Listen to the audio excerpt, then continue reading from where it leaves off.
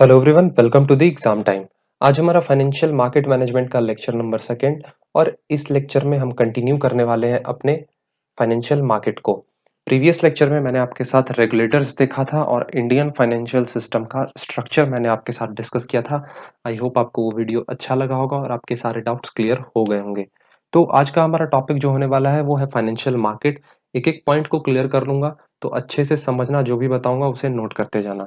तो financial market अब हम समझने वाले हैं। मैंने आपको पिछले वीडियो में ही बता दिया था कि फाइनेंशियल मार्केट का मतलब क्या होता है, तो अभी हम जस्ट स्टेटमेंट देखने वाले हैं। Financial market is a link between savers and investors which mobilises saving from the household to the business firm. Financial market जो है वो एक लिंक है। लिंक किसके बीच में हो सकता है? देखो, सबसे पहले ये समझो, सेवर्स जो है वो यहाँ पे पब्लिक है। इन्वेस्टर्स आप समझ सकते हो, जो कि शेयर मार्केट में काम करते हो या फाइनेंशियल मार्केट में हो, उनके बारे में बताया जा रहा है। तो वो आपके सेविंग्स को लेते हैं और कहीं ना कहीं एक प्रोडक्टिव जगह पे उसे इन्वेस्ट करते हैं। अब कह सकते हो किसी शेयर में उन्होंने इन्वेस्ट कर दिया, उससे जो भी रिटर्न आएगा फिर वो आप तक पहुंचाएंगे। तो फाइनेंशियल मार्केट एक लिंक है सेवर्स और इन्वेस्टर के बीच में, जो सेवर्स के सेविंग्स को या कह सकते हो हाउस होल्ड्स के सेविंग को मोबिलाइज करता है, चैनलाइज करता है बिजनेस फर्म तक। बिजनेस फर्म, कंपनीज, कॉर्पोरेट, इन सब तक को हम कह सकते हैं। ज्यादा इंपॉर्टेंट डेफिनेशन नहीं है, बस आपको ये याद रखना है कि ये एक लिंक है सेवर और इन्वेस्टर के बीच का। फाइनेंशियल मार्केट को दो पार्ट में कैटेगराइज किया गया है, जो कि बहुत ही इंपॉर्टेंट है। हर साल क्वेश्चन देखने को मिलता है इससे। मनी मार्केट और कैपिटल मार्केट। मनी मार्केट से कहो तो मैक्सिमम क्वेश्चन आपके बीकॉम एंट्रेंस एग्जाम में, बीएचयू बीकॉम एंट्रेंस एग्जाम में 2020 के अंदर मैक्सिमम क्वेश्चन इसी टॉपिक से थे। कहो तो बाहर से आया ही नहीं था, एक दो क्वेश्चन सेबी से थे और मैक्सिमम क्वेश्चन मनी मार्केट से थे। कहाँ से थे क्वेश्चन, वो भी मैं आपको बताने वाला हूँ। तो अब हम समझने वाले हैं सारे चीजों को। देखो, यहाँ है हमारा मनी मार्केट। यहाँ से स्टार्ट हो रहा है हमारा मनी मार्केट। यहाँ पे मैंने हेडिंग नहीं दिया, लेकिन ये मनी मार्केट है, यहाँ से स्टार्ट। अब देखो, money market deals in monetary assets whose maturity period is less than 1 year. देखो, मनी मार्केट एक ऐसा मार्केट है जहां पे शॉर्ट टर्म सिक्योरिटीज की खरीद और बेच की जाती है।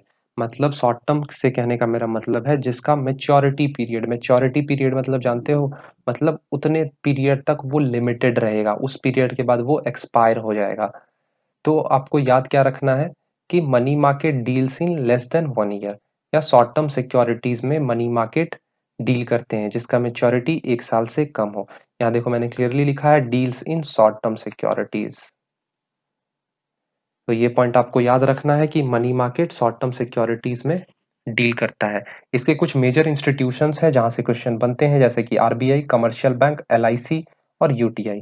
तो ये याद रखना। और एक पॉइंट कि इसका कोई भी फिक्स्ड ज्योग्राफिकल लोकेशन नहीं है। मतलब अगर आप चाहोगे तो आपको ये कहीं नहीं मिलने वाला है, कोई फिक्स्ड इसका ज्योग्राफिकल लोकेशन नहीं होता है मनी मार्केट का। तो ये कुछ पॉइंट्स थे जिसको आपको हाईलाइट करना जरूरी था। अब मैं आप लोग के साथ स्ट्रक्चर देख लेता हूं कि मनी मार्केट का स्ट्रक्चर कैसा होता है। ये रहा स्ट्रक्चर। देखो, स्ट्रक्चर्स दो पार्ट में कैटेगराइज्ड है। फर्स्ट है फाइनेंशियल इंस्टीट्यूशन, सेकंड है फाइनेंशियल इंस्ट्रूमेंट्स। इंस्टीट्यूशंस जो कि बहुत ही कम पूछे जाते हैं, कहो तो इसका चांस रहता ही नहीं है पूछने का। ऑर्गेनाइज्ड, अनऑर्गेनाइज्ड है। इसके अंदर RBI, commercial bank, cooperative banks, ये सब कुछ आते हैं। फाइनेंशियल इंस्ट्रूमेंट्स के अंदर जितने भी इंस्टीट्यूट इंस्ट्रूमेंट्स होते हैं वो बहुत ही इंपॉर्टेंट होते हैं। वेटेज कहीं ना कहीं इस टॉपिक का ज्यादा रहता है। हर बार इससे क्वेश्चंस ज्यादा पूछे जाते हैं, तो हम ज्यादा फोकस रखेंगे फाइनेंशियल इंस्ट्रूमेंट्स पे। हम समझ लेते हैं फाइनेंशियल इंस्टीट्यूशन को सबसे पहले। फाइनेंशियल इंस्टीट्यूशन आप लोग जानते हो कि ये एक ऐसा इंस्टीट्यूशन है मनी मार्केट का जो कि बोरोइंग और लेंडिंग में डील करता हो, लेकिन इसका कंडीशन क्या है कि वो शॉर्ट टर्म फंड्स होने चाहिए। फाइनेंशियल इंस्टीट्यूशंस जो है वो वैसे फंड्स में डील करेंगे जिनका मैच्योरिटी पीरियड शॉर्ट हो, लेस देन 1 ईयर हो। इसको दो पार्ट में कैटेगराइज किया गया है। फर्स्ट है ऑर्गेनाइज सेक्टर, सेकंड है अनऑर्गेनाइज सेक्टर। ऑर्गेनाइज सेक्टर वैसे सेक्टर होते हैं जिसके रूल्स और activities systematically controlled by the monetary authority. Monetary authority कौन है? आरबीआई। मतलब कह सकते हो सेंट्रल बैंक। वो टोटली उसके एक्टिविटीज को, रूल्स को क्लियरली डिटरमाइन करे। और अनऑर्गेनाइज सेक्टर क्या है? जस्ट उसका अपोजिट कह लो कि unorganise sectors are those whose activities are not systematically coordinated by the money monetary authority. तो कोई खास ये इंपॉर्टेंट है नहीं, बस आप लोग को जानना है कि डेफिनेशन क्या होता है ऑर्गेनाइज्ड और अनऑर्गेनाइज्ड का। अब हम आ जाते हैं अपने मोस्ट इम्पॉर्टेंट टॉपिक पे, जो कि है फाइनेंशियल इंस्ट्रूमेंट। थोड़ा सा इसे ऊपर कर लेता हूँ। हाँ, अब ठीक है। देखो, सबसे पहले फाइनेंशियल इंस्ट्रूमेंट्स में हम मनी मार्केट के इंस्ट्रूमेंट्स को डील करेंगे, तभी हम कैपिटल मार्केट के इंस्टीट्यूशंस में जाएंगे। तो सबसे पहले कुछ पॉइंट्स हैं जिसको मैं हाईलाइट कर देता हूं यहाँ पे, कि मनी मार्केट किस में डील करता है, लेस देन 1 ईयर में। बार बार इसलिए बता दे रहा हूं क्योंकि पूछे जाते हैं, लोग मेच्योरिटी में कंफ्यूज करते हैं। देखो, अब मनी मार्केट को डिस्कस करने से पहले मैं आपको कुछ क्लियरली बातें बता दूं। अब देखो, ये आप पहले ही जान गए कि money market less than 1 year में डील करता है, जिसका मेच्योरिटी 1 साल से कम हो। तो हम जितने भी इंस्ट्रूमेंट्स इसके अंदर देखेंगे, वो सारे ही इंस्ट्रूमेंट्स के मेच्योरिटी पीरियड कह सकते हो अपने लेमन लैंग्वेज में कि एक्सपायरी पीरियड, वो 1 साल से कम ही होंगे। तो ये पॉइंट आपको याद रखना है, कॉमन सेंस है ये।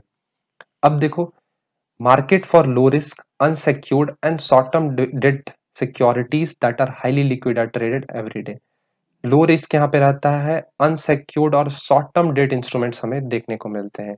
इसका कोई भी फिजिकल लोकेशन नहीं रहता है। इसको हम इसमें कैसे डील करते हैं, टेलीफोन और इंटरनेट के थ्रू हम मनी मार्केट में डील करते हैं। अब ये हमें मदद करता है शॉर्ट टर्म फंड्स रेज करने में और टेम्पररी डिप्लॉयमेंट्स ऑफ फंड्स का मतलब है कि कहाँ आपको लगाना चाहिए उस फंड्स को, ये इसके कहने का मतलब है। अब कुछ मेजर प्लेयर्स हैं जिसके बारे में आपको जानना जरूरी है, जो कि मनी मार्केट में है। वैसे ऊपर में मैंने आपको ओवरव्यू दिया था, जैसे कि आरबीआई, ये एक मेजर प्लेयर है मनी मार्केट का। फिर डीएफएचआई, क्या फुल फॉर्म है, discount and finance house of India, ये एक मेजर प्लेयर होते हैं मनी मार्केट के। बैंक्स जितने भी हैं, फाइनेंशियल इंस्टीट्यूशंस और कॉर्पोरेट हाउसेस जितने भी हैं, बड़े बड़े कॉर्पोरेट हाउसेस, वो सब मेजर प्लेयर होते हैं, मेजर पर्सन होते हैं मनी मार्केट के। तो ये पॉइंट आप ध्यान में रखना। अब कुछ इसके इंस्ट्रूमेंट्स आते हैं जो कि बहुत ही इंपॉर्टेंट है। सारे इंस्ट्रूमेंट्स को मैं आप लोगों के साथ बहुत ही अच्छे तरीके से डिस्कस करूंगा। सबसे पहले मैं आप लोगों से एक मीनिंग पूछना चाहूंगा, जो कि आप लोग को जानना चाहिए। नहीं, अगर आप बताओगे तो मैं नेक्स्ट लेक्चर में बताऊंगा। नेगोशिएबल का आप लोगों को मतलब बताना है, ये कॉमन सेंस लैंग्वेज है, मतलब कह सकते हो ये बेसिक है, आप लोगों को ये मालूम होना चाहिए। सबसे फर्स्ट है हमारा ट्रेजरी बिल, ये हमारा बहुत ही इंपॉर्टेंट इंस्ट्रूमेंट है। देखो, सबसे पहले ये देखो कि ट्रेजरी बिल जो है ना, वो आरबीआई के द्वारा इशू किया जाता है। किसके बिहाफ में, सेंट्रल गवर्नमेंट के बिहाफ में आरबीआई इशू करती है, in the behalf of central government to meet its short term requirements of funds. Central government के जितने भी शॉर्ट टर्म फंड्स होते हैं, शॉर्ट टर्म जरूरत वाले फंड्स जो होते हैं, जो कम टाइम के लिए चाहिए होते हैं, वो आरबीआई के द्वारा इशू किया जाता है।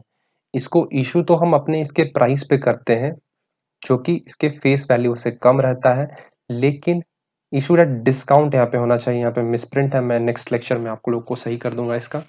और लेकिन इसको रीपे जो किया जाता है, वो पार वैल्यू पे रीपे किया जाता है। शेयर चैप्टर आपने पढ़ा होगा अपने क्लास 12th में, उसमें पार, प्रीमियम, ये सब आप लोगों को मालूम होगा।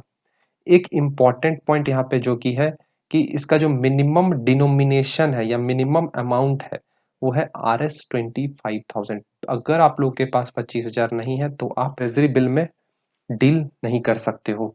तो 25,000 होना कंपलसरी है, ये याद रखना। इसको हम जीरो कूपन बॉन्ड्स के नाम से भी जानते हैं। इसका एक फीचर होता है, कह सकते हो मेरिट होता है या एडवांटेज कह सकते हो, इसमें प्रैक्टिकली ना के बराबर रिस्क होते हैं और ये हाईली लिक्विड होता है।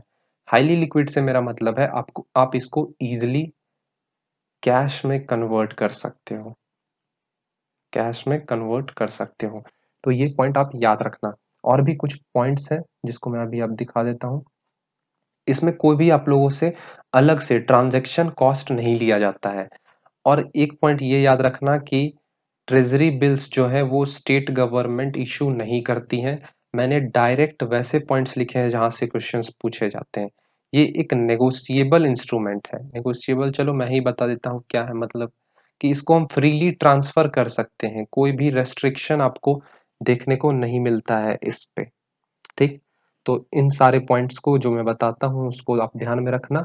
सबसे पहले आरबीआई के द्वारा इशू किया जाता है, किसके बिहाफ में, सेंट्रल गवर्नमेंट के बिहाफ में। लोग कंफ्यूज कर जाते हैं, कैसे, वो लोग क्या लिख के आ जाते हैं, मतलब क्या चुन के आ जाते हैं, कि issued by central government on the behalf of RBI, लेकिन ऐसा तो नहीं है। Issued by RBI on the behalf of central government. Next, इसको हम फेस वैल्यू पे इशू करते हैं, रीपे करते हैं पार वैल्यू पे। मिनिमम अमाउंट चाहिए 25,000। इसको जीरो कूपन बॉन्ड के नाम से भी जानते हैं। इसमें रिस्क नहीं होता है, इसे हम हाईली लिक्विड कंसीडर करके चलते हैं। कोई भी ट्रांजैक्शन कॉस्ट आपको देखने को नहीं मिलेगा। स्टेट गवर्नमेंट इसे इशू नहीं करती है। कुछ पॉइंट्स हैं जो कि और भी इंपॉर्टेंट है। मैच्योरिटी पीरियड 91 डे, 188, 182 डेज और 364 डेज, तीनों अगर आपको ऑप्शन में तीनों मिलता है तो ऑल ऑफ द एबव करके आओगे, ये इंपॉर्टेंट है। तीन टाइप्स के ट्रेजरी बिल्स होते हैं, सॉरी 2 टाइप्स के ट्रेजरी बिल होते हैं। कौन कौन से, अब उन दोनों टाइप्स को हम देख लेते हैं। ज्यादा इंपॉर्टेंट तो नहीं है लेकिन चांसेस है पूछ लेने के। सबसे फर्स्ट है, ऊपर चला गया।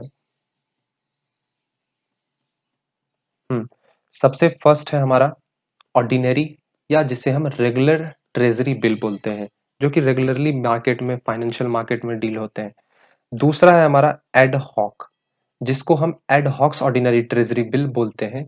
ये जनरली पब्लिक और अदर फाइनेंशियल इंस्टीट्यूशंस को इशू किए जाते हैं उनके शॉर्ट टर्म फाइनेंशियल रिक्वायरमेंट्स को मीट करने के लिए। तो ये याद रखना कि ट्रेजरी बिल दो टाइप्स के होते हैं, ऑर्डिनरी और रेगुलर, और एक होता है एड हॉक ट्रेजरी बिल।